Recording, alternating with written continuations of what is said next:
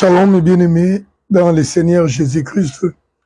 Que la grâce et la paix du Seigneur vous soient accordées par la miséricorde du Seigneur, le roi que nous attendons et qui revient bientôt.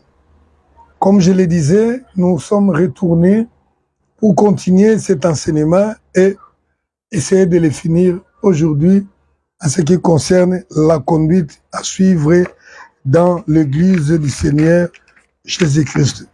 Je vais relire notre passage principal, 1 Timothée chapitre 3, versets 14 et 15. Je lis au nom du Seigneur Jésus-Christ. Je t'écris ces choses avec l'espérance d'aller bientôt vers toi. Mais si je tarde, tu sauras comment il faut se conduire dans la maison de Dieu, qui est l'église du Dieu vivant, la colonne et l'appui de la vérité. Alléluia. L'apôtre Paul, au début de cette lettre, il dit à l'église de Corinthe et à tous les saints, en tous lieux qu'ils se trouvent, à tous ceux qui croient au nom du Seigneur Jésus-Christ. Donc, en aucun moment, nous allons croire ou nous allons dire que voilà, cette histoire ne concerne que les Corinthiens. C'est une histoire qui concerne l'église du Seigneur Jésus-Christ en quelques lieux où elle va se retrouver. Disons que l'église du Seigneur n'est pas un supermarché. Ce n'est pas un stade de football où tout le monde peut faire ce qu'il veut, tout le monde peut se conduire comme il veut. L'église du Seigneur Jésus-Christ, c'est le lieu de rassemblement des saints dans l'attente du retour du Seigneur Jésus-Christ. Il y a une conduite à suivre, et il y a un certain nombre, un certain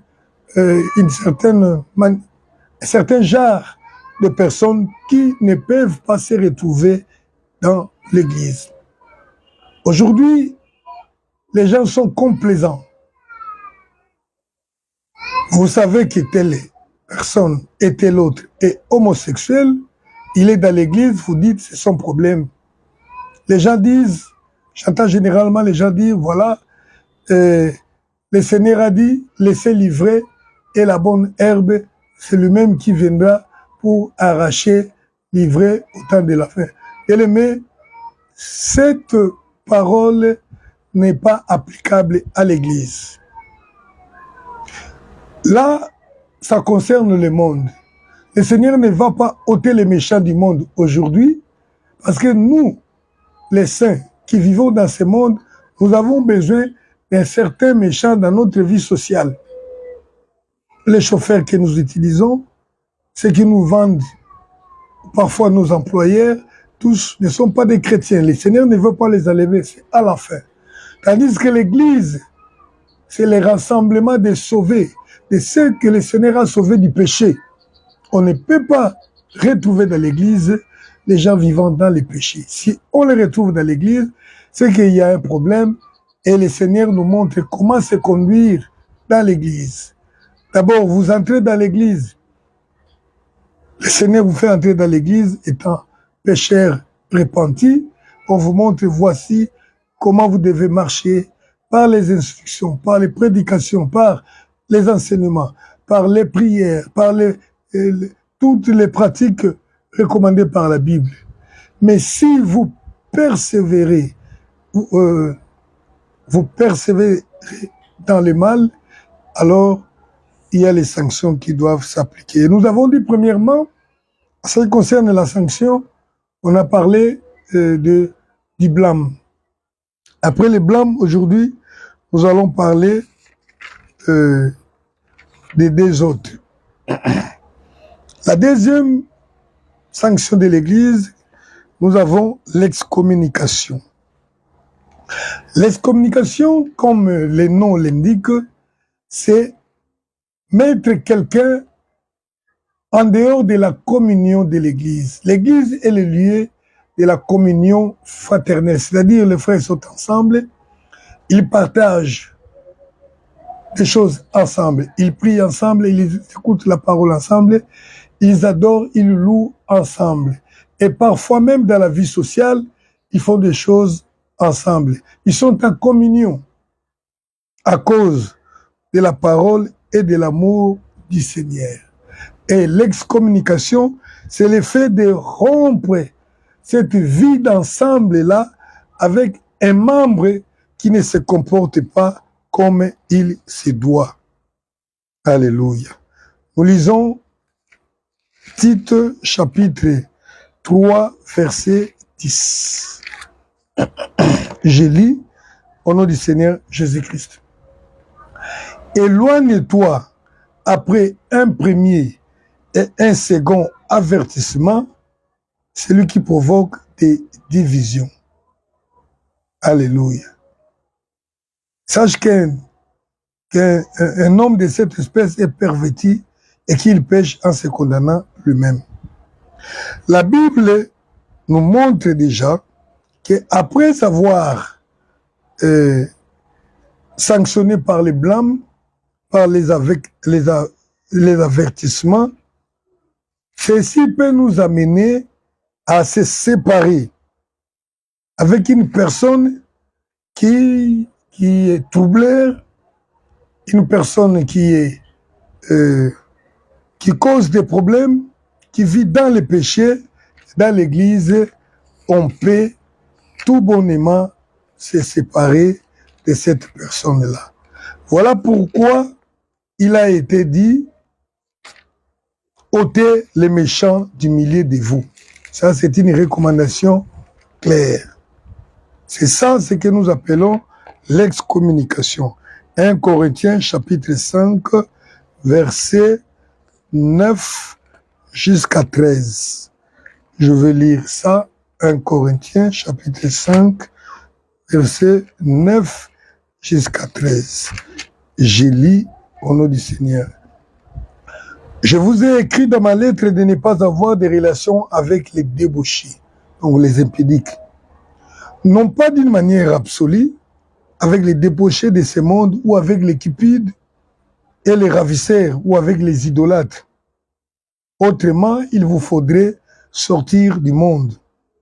Maintenant, ce que je vous ai écrit, c'est de ne pas avoir des relations avec quelqu'un qui se nomme frère, mais il est débauché ou cupide, ou idolâtre, ou outragé, ou ivrogne, ou ravisseur, et ne pas même manger avec un tel homme. De ne pas avoir des relations, de ne pas même manger. Je continue, verset 12. Que j'en ai fait à juger ceux du dehors? N'est-ce pas ceux du dedans que vous avez à juger? Pour ceux du dehors, Dieu les juge. Ôtez les méchants du milieu de vous. Ôtez le méchant du milieu de vous. Je vais déjà d'expliquer ceci.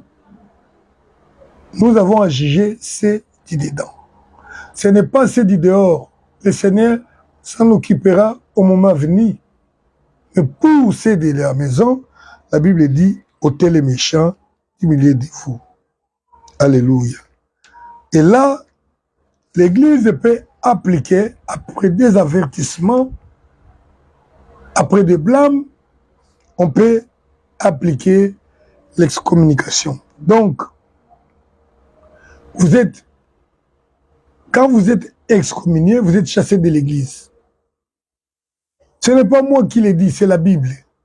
Quand on est chassé de l'Église, on ne peut pas prier, tu ne peux pas prier avec nous, tu ne peux pas venir faire toutes les activités que nous faisions ensemble avec nous.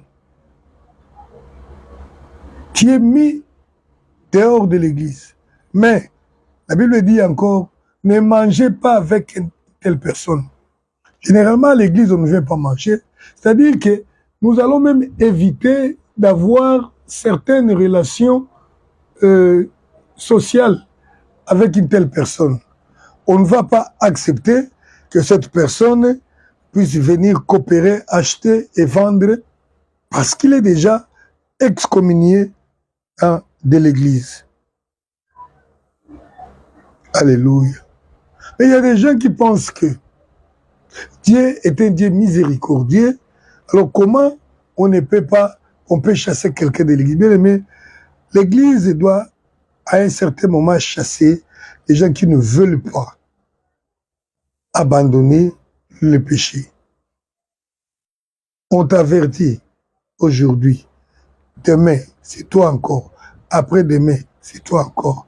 On va te chasser de l'église. Et quand une personne est chassée de l'église, il ne faut même pas le saluer. Il faut les laisser comme ça. Quand une personne est chassée de l'église et vous avez des relations avec elle, donc vous prenez part à ces œuvres des ténèbres. Car la Bible dit, ne prenez pas part aux œuvres des ténèbres, condamnez-les. Quand vous, une personne est chassée de l'église, mais par pitié, vous voulez montrer que vous l'aimez plus que Dieu, vous commencez à coopérer avec la personne en dehors de l'église, sachez que vous participez à ses péchés. Et le Seigneur s'occupera de vous. Vous savez que beaucoup de gens se sont moqués de Dieu comme ça. L'église a pris une mesure et lui, il dit, ça c'est leur problème. Moi, ça ne me regarde pas. Ça ne te regarde pas, c'est parce que tu approuves son péché.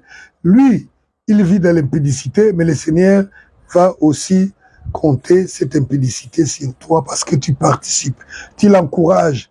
Parce que quand on condamne l'église, est une et une seule. Lorsqu'on condamne, tout le monde est d'accord, tout le monde va s'éloigner, va vous fuir. Et comme ça, la personne qui a été excommuniée pourrait avoir des remords, des soucis, et ça peut les ramener à la repentance. Alléluia. Ça, c'est la deuxième et une autre sanction à appliquer. Mais si la personne continue encore, ou bien il arrive de commettre, ici le péché est trop grand ou trop grave, il y a une autre sanction que l'Église peut appliquer, c'est ce que nous appelons la livraison au diable.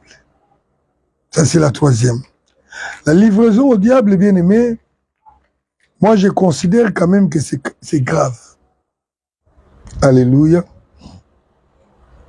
Lorsque le péché est scandaleux, lorsqu'il y a blasphème, lorsque la fausse doctrine est enseignée dans l'Église, la personne qui enseigne la fausse doctrine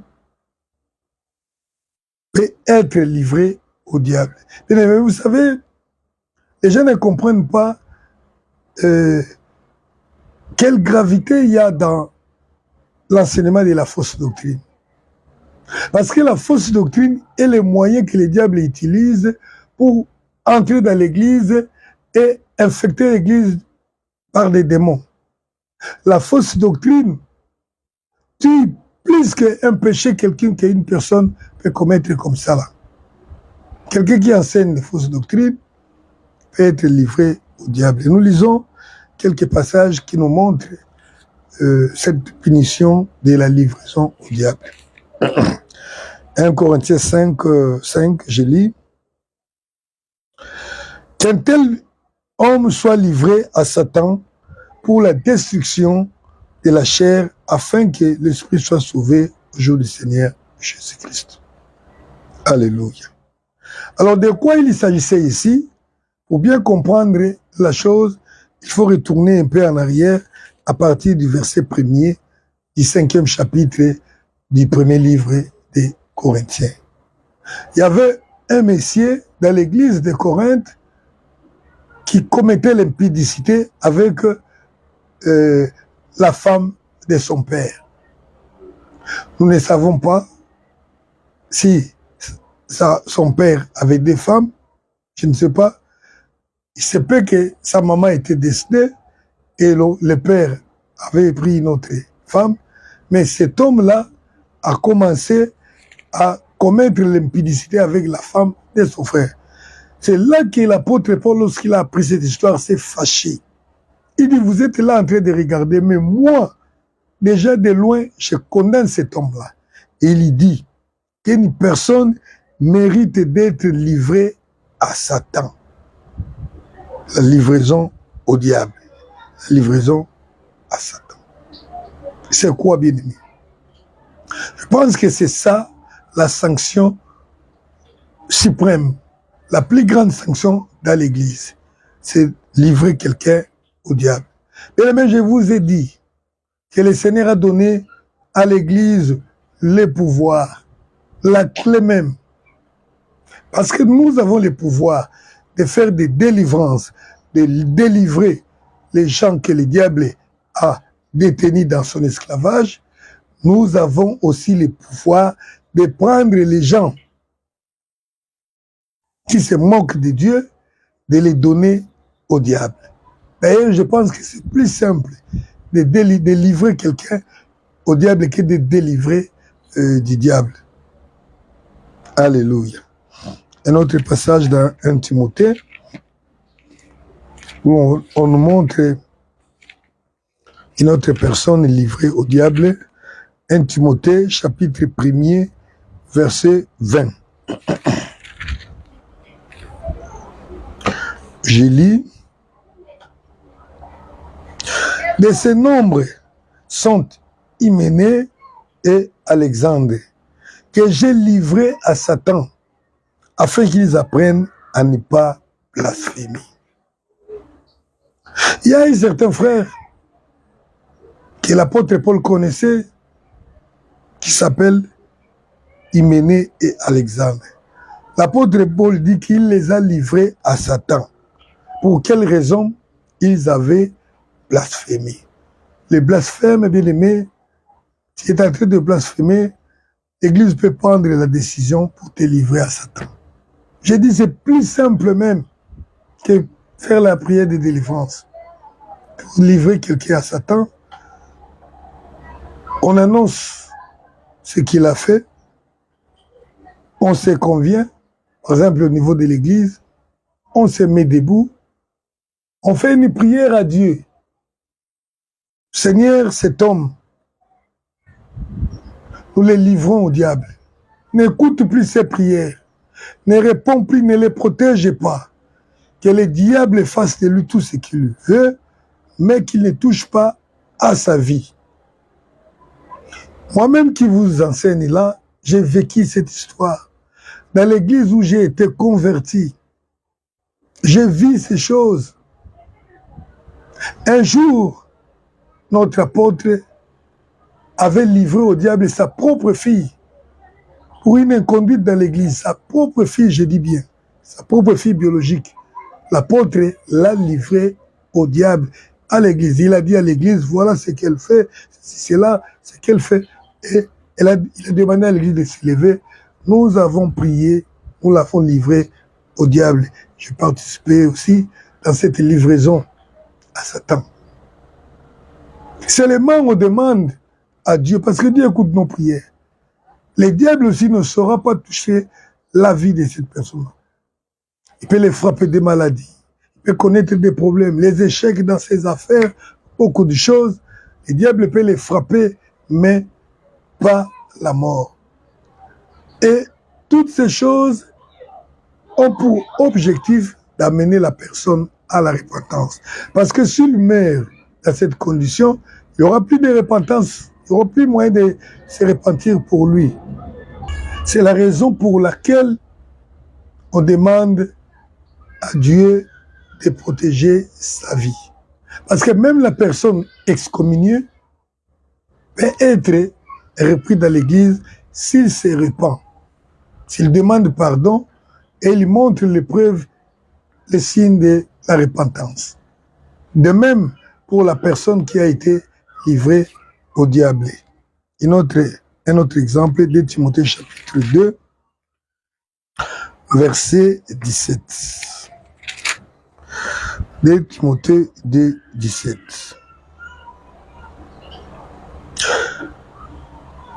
Et leur parole rongera comme la gangrène. De ce nombre sont Hyménée et Philette, qui se sont détournés de la vérité disant que la résurrection est déjà arrivée et qui renverse la foi de quelques-uns. Alléluia. On nous montre encore une personne, je crois que nous l'avons cité là-bas, cette Hyménée-là. De l'autre côté, on l'a cité avec Alexandre, c'est la même personne.